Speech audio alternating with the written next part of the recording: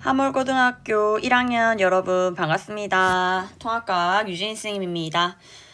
우리 이번 주에도 온라인 수업을 해서 이렇게 EBS 온라인 클래스로 만나게 됐는데 다음 주에는 아마 학교에서 만날 수 있을 것 같아요. 우리 그 전까지 공부 열심히 해봅시다. 자, 오늘 교과서 222쪽이고요. 따로 PPT 없습니다. 그 다음에 선생님이 오늘도 20분 안에 마무리하는 거 목표로 잡아볼 테니까 여러분 정신 바짝 차리고 한번 수업에 집중해 볼게요. 자, 그러면 교과서 222쪽 생물 다양성의 중요성 들어가도록 하겠습니다. 자, 지난 시간에 우리는 생물 다양성에 대해서 공부를 했습니다. 생물 다양성이란 복습을 해보자면 유전적 다양성, 그 다음에 종 다양성, 마지막으로 생태계 다양성, 이 세 가지를 모두 의미했죠. 자, 그 중에 유전적 다양성은 하나의 종 안에서, 그렇죠, 변이가 다양할 때 유전적 다양성이 크다라고 했습니다. 하나의 종 안에서라는 표현을 한 개체군 안에서 이렇게 표현할 수도 있거든요. 그래서 한 개체군 안에서 변이가 다양할수록 유전적 다양성이 크다 이렇게 얘기를 했고요. 자, 두 번째로 종 다양성은 뭐였어요? 여러 개의 종이 모여 살면 종이 다양하다라고 얘기를 했죠. 이거는 좀 어려운 말로 군집의 다양성이라고 표현할 수도 있어요. 군집. 그러니까 여러 그룹들의 집합이라는 거죠. 종이 다양하다, 종 다양성이 높다, 군집이 다양하다, 군집의 다양성이 높다, 같은 의미라는 거죠. 자, 그 다음 마지막으로 생태계가 다양하다는 건 그만큼 서식지가 다양하다, 서식지 환경이 다양하다, 우리 이렇게 얘기를 했었습니다. 자, 그러면 우리 오늘 생물 다양성의 중요성, 그 다음에 생물 다양성이 줄어드는 그 원인과 그 다음에 생물 다양성을 지키기 위한 우리 현대인들의 노력, 이런 걸 한번 공부해 보도록 하겠습니다. 첫 번째, 생물 다양성이 왜 중요한가? 자, 이런 얘기들이 나오는데 우리가 교실에서 공부를 했더라면 선생님이 평소와 같이 여러분한테 읽어보세요, 줄치세요, 같이 확인해 볼까요? 하고 끝났을 거예요. 근데 이제 선생님하고 온라인으로 만나기 때문에 선생님이 하나하나 친절하게 가보도록 할게요. 자, 우리가 살고 있는 다양한 생물은 거시기 시간 동안에 진화해가지고 현재 생태계의 구성원이 되었다, 이런 내용들이 쭉 있는데 문제가 있죠. 바로 요즘 이런 생태계 평형이 깨지면서 여러 생물들이 위협을 받고 있다는 이야기입니다. 자, 그러면 우리가 이렇게 생물 다양성을 지켜야 하는 그 이유가 뭘까? 자, 첫 번째가 바로 좀 우리 인간의 기준이긴 한데요. 우리 인류에 큰 혜택을 주기 때문입니다. 그럼 우리 인류가 무슨 영향을 받는가? 자, 첫 번째로 우리가 이용할 수 있는 생물 자원이 풍부해진다는 거죠. 생물 자원? 우리가 동물이나 식물을 이용할 때 그만큼 다양하다면 여러 것들을 이용할 수 있기 때문에 우리 인간한테 좋다, 이 말이에요. 자, 그러면 어떤 자원을 이용하는, 어떤 분야에서 자원을 이용하는가? 자, 첫 번째 식량 자원, 두 번째 의복 자원, 세 번째 의약품 자원 등이 있다라는 거예요. 자, 여기에 선생님은 추가할 수도 있을 것 같아요. 요거 말고도 또 있어요. 우리가 집 짓거나 가구를 만들 때 소나무, 버드나무, 참나무 이런 나무들을 이용하죠. 그렇게 목재를 이용하는 경우도 하나 들 수 있을 것 같아요. 자, 그러면 식량부터 들어가 보도록 하겠습니다. 거기 첫 번째 줄에 쌀, 옥수수, 콩 등의 식물은 식량으로 이용된다라는 내용이 나오죠. 만약에 우리가 쌀만 먹는다면 쌀이 싹 병들어 죽었다. 그러면 우리 인간도 굉장히 생명이 위협받겠죠. 근데 우리 인간은 쌀뿐만 아니라 보리도 먹고 밀가루도 먹고 뭐 옥수수도 먹고 하니까 만약에 환경이 급변해서 쌀이 멸종한다 하더라도 우리 인간은 영향을 덜 받겠죠. 그래서 애초에 우리가 활용할 수 있는 식량 자원이 많다면 인류에게 큰 복이 될 것이다, 이렇게 얘기해 볼 수 있겠고요. 자, 두 번째 의복 이야기를 해본다면 바로 밑에 있는 모카와 누에고치 얘기를 할 수 있을 거예요. 자, 모카는 바로 면이고요. 누에고치는 비단이에요. 우리 속옷이라든지 아니면 애기들 입는 옷 같은 거는 거의 100% 면으로 이루어져 있고, 요즘은 잘 입지 않지만 인견이라든지 그런 섬유들은 이 비단으로 우두에고치에서 얻는 섬유로 이용을 하죠. 근데 요즘은 요 두 가지로는 충분하지가 않아서 뭐 석유를 가공해서 우리 뭐 폴리머식이 들어간 그런 섬유들 있잖아. 뭐 나일론, 폴리, 우레탄 뭐 이런 것들, 그런 것들을 만들어서 보강을 하죠. 근데 사실 처음부터 모카나 누에고치 같은 기본적인 천연 섬유가 없었다면 우리는 어떤 화학적으로 이 섬유를 만들 생각을 못했을 거예요. 그래서 처음부터 이런 애들을 우리가 이용할 수 있었다는 게 굉장히 중요한 포인트입니다. 자, 세 번째로 이런 의약품인데요. 그 중에서 푸른 곰팡이에서는 페니실린을 얻었고 버드나무 껍질에서는 아스피린의 주성분을 얻었다, 이런 내용이 있습니다. 자, 페니실린은 항생제예요. 그 다음에 아스피린은 진통제입니다.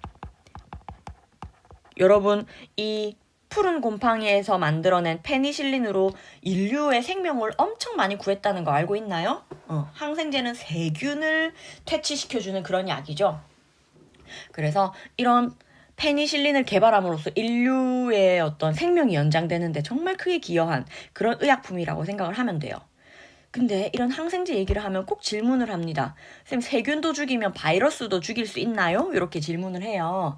근데 결론부터 얘기하면 세균을 죽이는 건 항생제고요. 바이러스를 죽이는 건 항바이러스제예요. 여러분, 신종플루 독감 걸렸을 때 꼭 먹어야 되는 약이 타미플루죠. 지금 걸려서 타미플루 먹어본 학생들이 있을 겁니다. 타미플루는 항생제가 아니에요.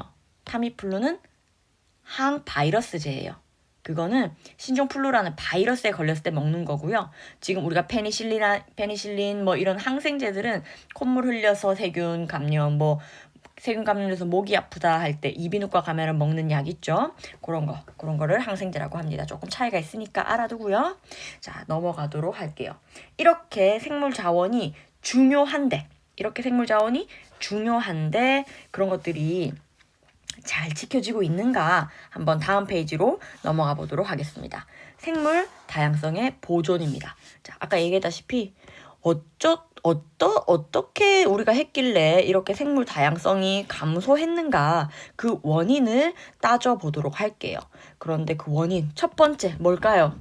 쭉 읽어보면은 뭐 여러 가지 원인이 있지만 참 나쁘끄럽습니다. 인간의 활동이 참 중요합니다. 사실 인간이 없다면 이 지구가 그냥 자기들끼리 알아서 잘 먹고 잘 살 수 있을 것 같아요. 우리 인간이 반성을 하고 또 노력을 많이 하고 또 과거의 잘못들을 공부해서 반복되지 않도록 하는 게 정말 중요하다 생각됩니다. 자, 그러면 주요 원인으로 첫 번째 서식지 파괴, 두 번째 포획과 남획, 세 번째 외래종, 네 번째 환경오염, 이렇게 생각해 볼 수 있겠습니다. 자, 그러면 하나하나 따지고 들어가 볼게요. 자, 여기에 있는 서식지 파괴. 사실 서식지가 파괴되면 우리가 앞에서 배운, 그렇죠, 생태계,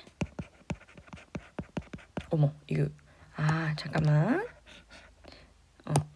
생태계 다양성이 낮아지는 그런 이야기를 하는 겁니다. 서식지가 파괴되면 그만큼 생태계 다양성이 줄어드는 거죠. 자, 그런데 우리가 앞에서 봤죠. 생태계가 다양하지 못하면, 생태계 다양성이 줄어들면 종 다양성이라든지 유전적 다양성이 줄어든다. 우리 그렇게 얘기를 했었어요. 그래서 지금 뒤에 쭉 보면은 과도한 개발로 산림벌채나 습지 매립 등이 일어나게 되면은 생물 다양성이 급격하게 감소를 하게 됩니다. 그러니까 생태계 다양성이 제일 먼저 일어나게 되고, 이로 인해서 종 다양성, 유전적 다양성 다 감소할 수 있기 때문에 생물 다양성이 전체적으로 감소한다, 이렇게 얘기할 수 있는 거죠. 그 다음에 그 뒤에 보면은 도로 개발 등으로 생태계 하나가 여러 개로 나뉘는, 자, 서식지 단편화라는 내용이 나오는데, 요거는 선생님이 잠깐 설명을 한번 해볼게요. 자, 지금 이렇게 메모지를 열었죠.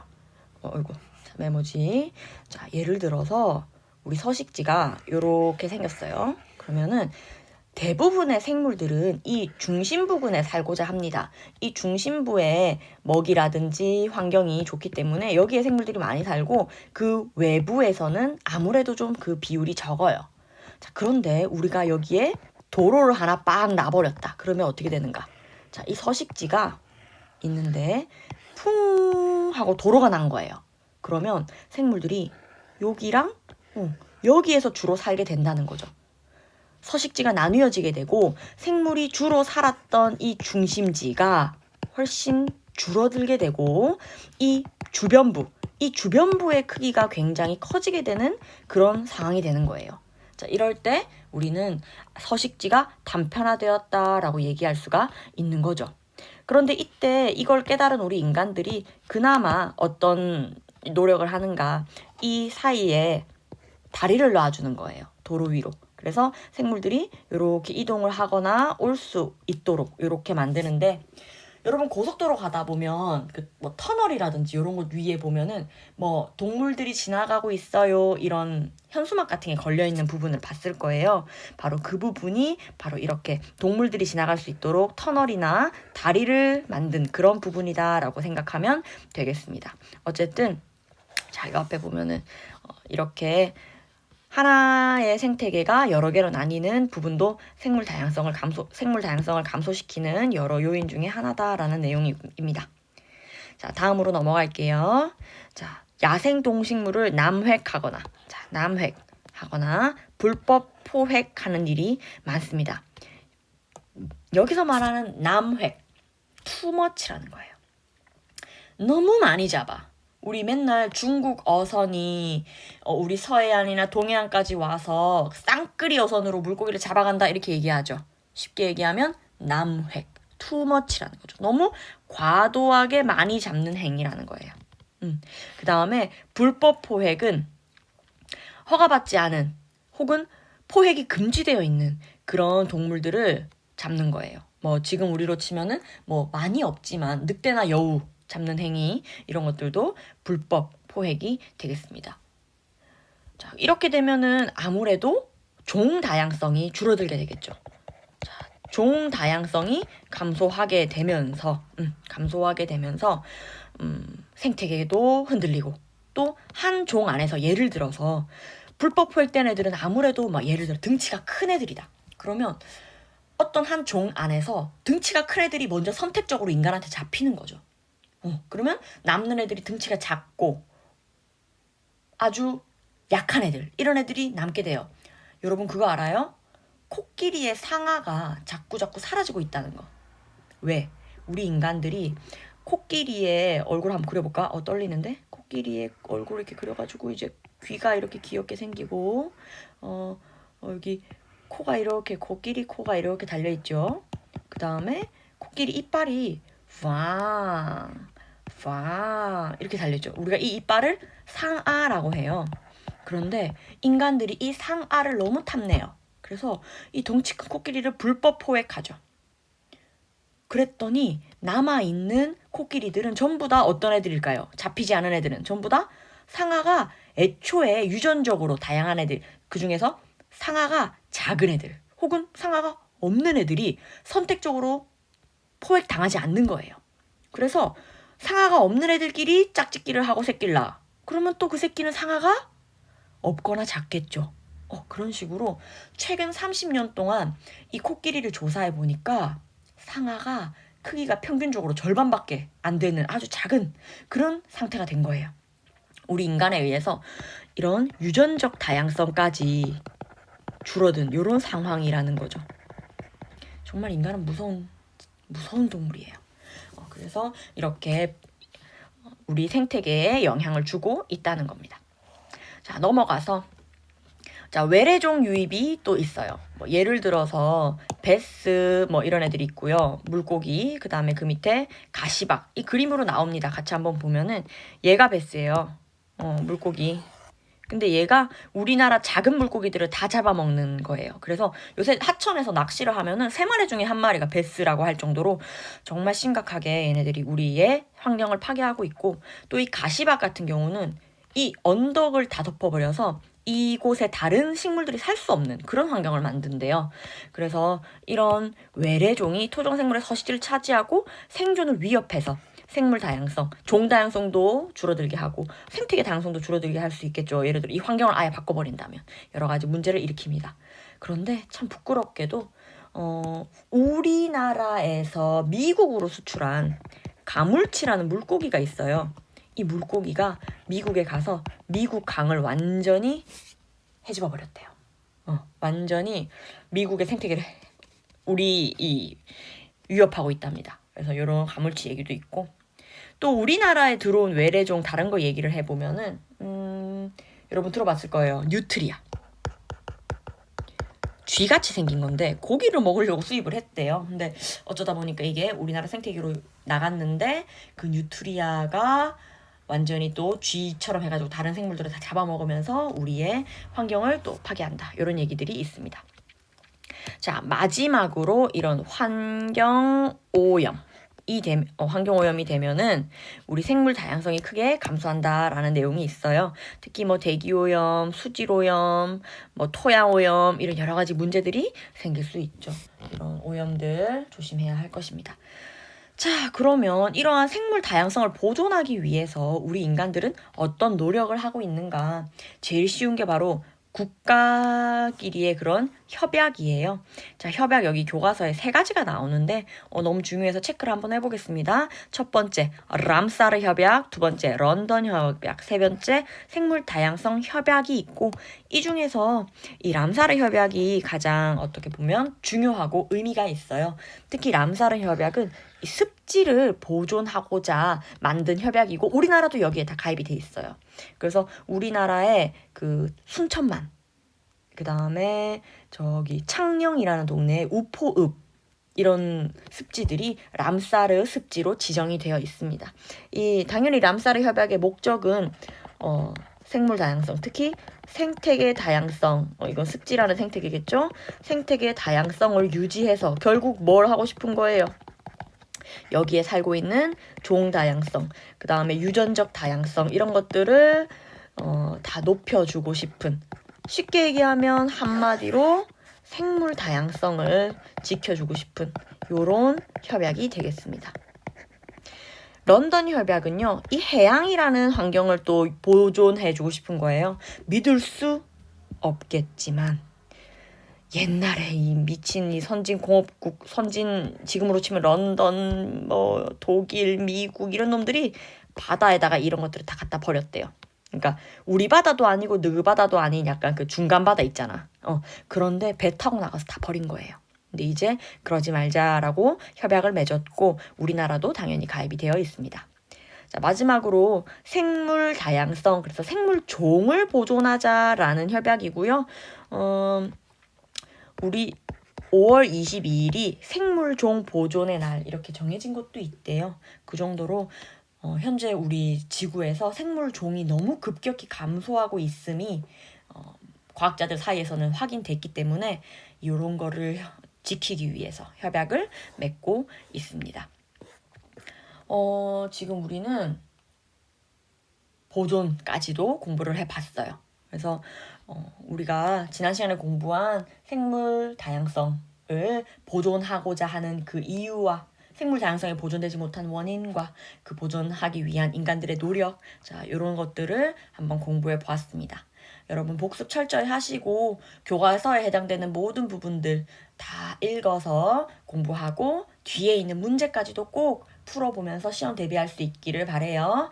우리 건강하게, 우리 요 코로나 수칙 잘 지키면서 건강하게 다음 주에 만납시다. 여러분 안녕.